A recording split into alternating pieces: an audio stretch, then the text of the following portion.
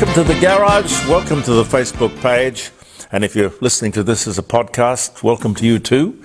Coming Friday, jeremycordo.com will be live streaming 3 hours, 9 o'clock through 12, and we went out yesterday and bought a new telephone.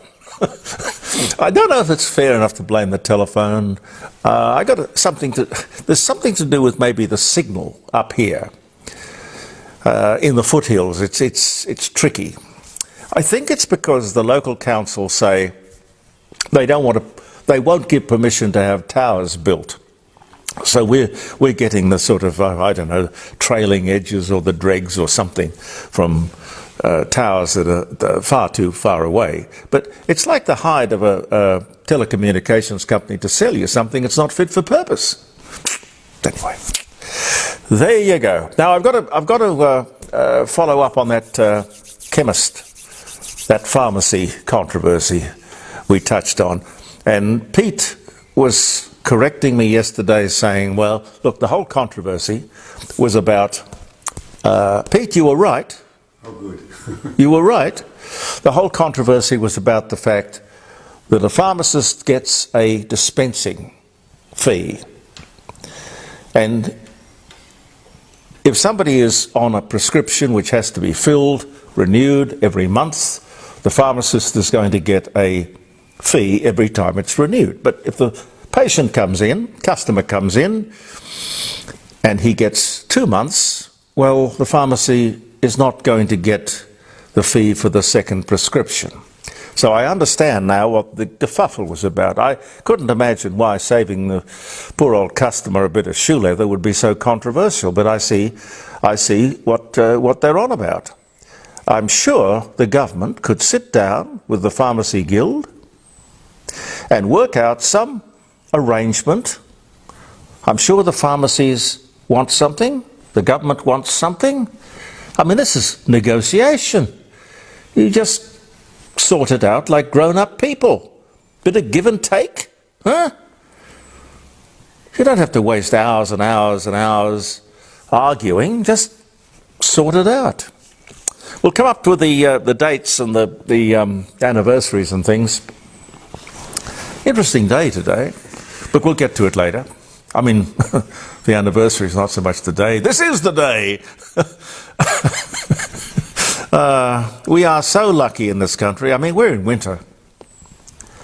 And we know only too well in this neck of the woods what bushfires are like, what wildfires are like, what a firestorm is like. A firestorm actually sucks all the oxygen out of the air. It's a terrible, terrible thing. 96 people, as we record today's edition of the Court of Public Opinion. 96 people now dead in Hawaii. 96 people. A lot of finger pointing, as you would expect. We'll hear about it as the days and the weeks go on. Cadaver dogs have been searching. So far they have gone over something like 5% of Maui. But 5%, I think they will probably find hundreds more victims. The worst tragedy of its kind in 100 years. And nature is like that. Nature is like that. Professor Mary Louise McLaws. It's a wonderful name, isn't it? Professor Mary Louise McLaws. She's died. She was 70. Brain tumour. I remember her because we talked to her quite often in the pandemic. She had this wonderful, calming, reasoned, intelligent, knowledgeable approach to the whole thing. She brought a lot of sanity to what was a terribly panic-stricken moment in our history. We didn't know what was ahead of us. In effect, of course, it's still mutating and we still don't know what really is ahead, but we're a little bit more relaxed about it all. But Professor Mary Louise McLaws, it was wonderful to know you and wonderful to work with you. The July jobless figures out tomorrow. It'll be interesting to see what they show. Less pressure on the Reserve Bank or more pressure? Don't know. We'll have a look. The state and federal leaders gather today. Top of the agenda will be housing. And I've mentioned this earlier in the week, I think Monday or Tuesday. Hard to know what they can come up with, but they are paid to come up with something. Let's talk about it when they do. I don't think they can afford to kick the can down the road. The next moment of truth for the Matildas tonight. Good luck. Good luck. They've really stirred up a lot of interest and passion. I didn't think women's football was all that popular, but there you go. It's doing the country good. And you can do it. You can. The corporate watchdog, ASIC, the cop on the beat, will give up checking the quality of the work done by the big accounting firms. The Big Four. What? After commenting that the standard of work being produced by these big firms has declined by 50%. Now, I don't know what the yardstick is or what a 50% decline in the standard is. I have no idea, but that it doesn't read well, does it? Doesn't sound good. Wouldn't you think the watchdog would increase its surveillance on such news or such findings, not decrease surveillance? Huh? Now, these are the same companies, by the way, the Big Four, who have been given more than $10 billion worth of work by the government. That's our money, $10 billion in the last 10 years. $10 billion. They are enormously powerful and seemingly unaccountable, or beyond reproach. They are so closely involved with the government, from both sides of the deal, it would seem, that they can play the system like a fiddle. The Big Four. You know who they are. Now, according to ASIC, the quality of their work is not up to standard. Anyway, again, I say the government should use the public service, not consultants. We've got thousands and thousands of highly paid, highly qualified public servants in every field you could think of. If they're not up to the job, well, get rid of them and employ the people who work for the Big Four. Or employ the Big Four. But don't do both. That's plain crazy that we let them do that. KPMG have just been awarded, this is an example of the nonsense that goes on, a $46 million contract by the Australian Signals Directorate. Now, that's the top spy agency in Australia. The top spooks. It seems they got KPMG in to design a particular program. And then, for some strange reason, they were allowed to pitch for the work to actually run it. Apparently, the Australian Signals Directorate say they followed all the protocols, all the tender requirements. Well, surely you'd be suspicious if the requirements, and you are trained spies, remember, that if you followed all the requirements, there would have to be something wrong with the requirements or the tender process if they allowed the person who set up the project to pitch to be the firm to run it. Now, what chance would other companies have of getting that work? None at all. It reminds me a great deal, if I could reminisce for a moment, it reminds me a great deal of a situation a few years ago at the old 5DN here in Adelaide. When I was a shareholder, I was a minor shareholder, Alan Scott was the major shareholder.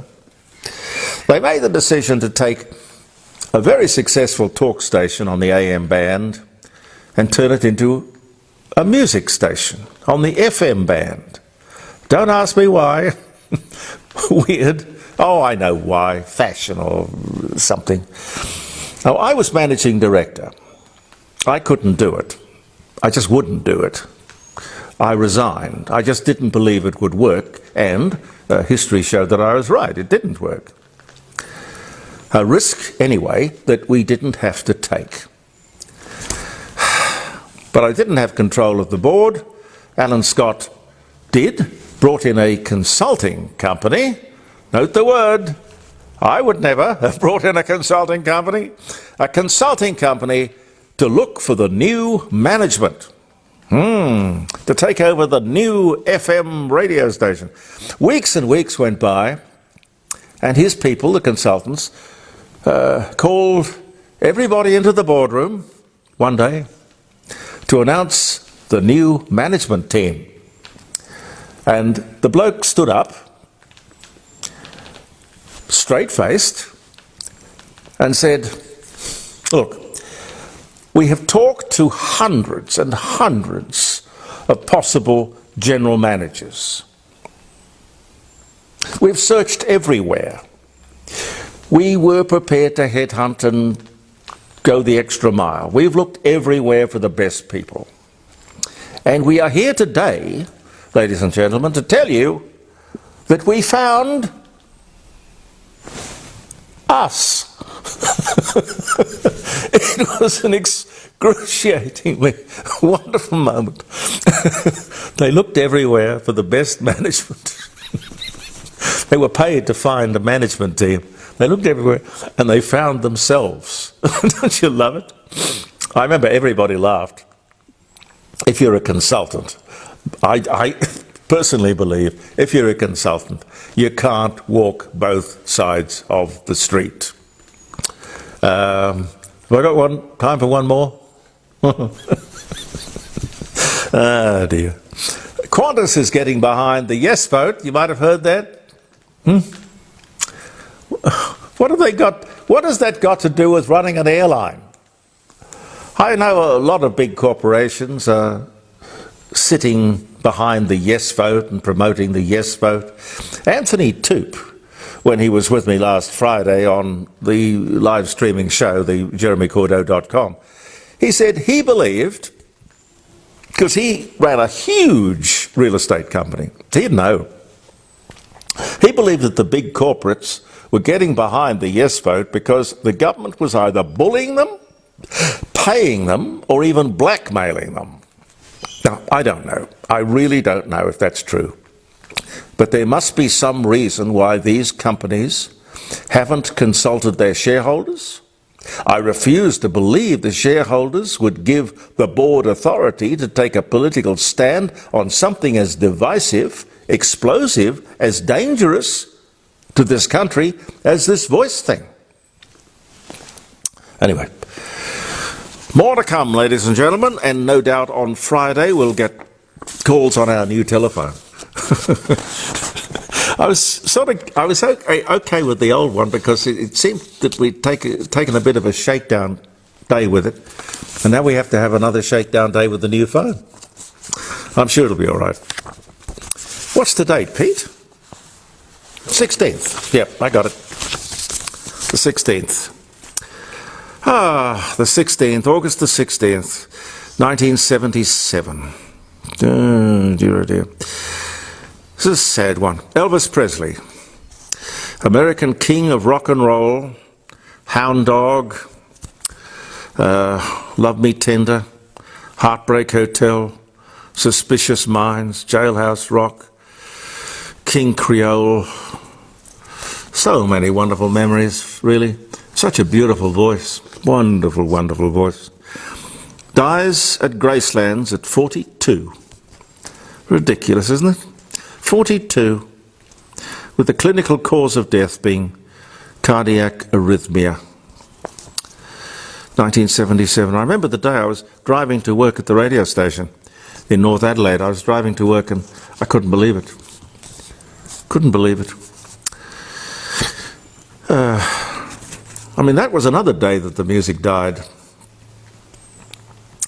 1955, Fiat Motors orders the first atomic reactor. I didn't know Fiat Motors were into atomic reactors, but there you go. Back in 1955. They must be into power or electricity production. 1896, Edwin Prescott patents the roller coaster. Have you ever been on a roller coaster, Pete? Yes. I haven't. I would not be so stupid. Come on! I'm a mad mouse, if that's what you call a roller coaster. Well, no, but you wouldn't jump out of an aeroplane. You wouldn't get in the Titan. You wouldn't get in a spaceship and pay one of those entrepreneurs $1 million to go up and circle in space. Why? I did do a bungee jump. Well, I would not do a bungee jump either. Oh, God. What was the bungee jump like? Well, I regretted it afterwards because I nearly threw up. Oh, well, you're hanging upside down by your feet? Yeah, I can understand that. You would ought to do it on a full stomach, would you? Ah, lordy. 1888, T.E. Lawrence, British author, soldier, diplomat, famous for his liaison role in Arabia during World War I. He was born in Wales, died in 1935, born 1888. Madonna, 1857. That can't be right. Not Madonna the singer, anyway.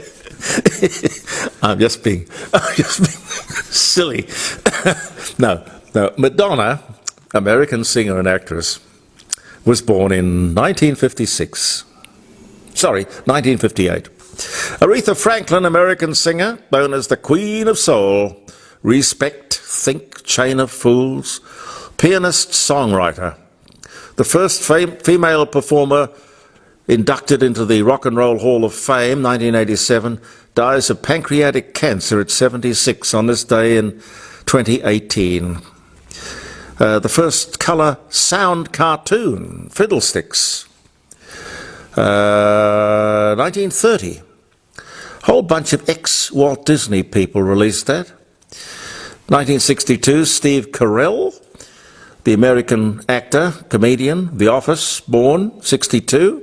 Idi Amin, the Ugandan dictator, 71 to 79, who killed an estimated 100 to 500,000 people, dies of kidney failure, aged 75, on this day in 2003. Well, I mean, the firing squad should have got him. Michelangelo awarded the contract to create the statue of David in 1501.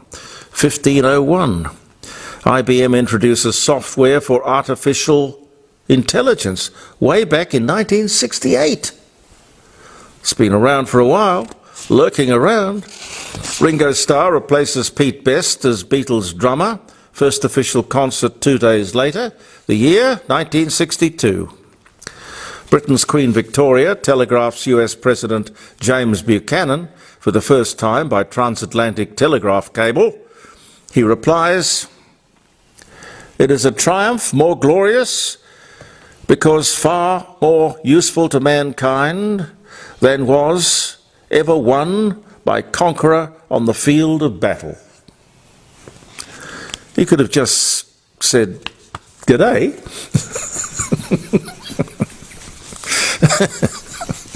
No.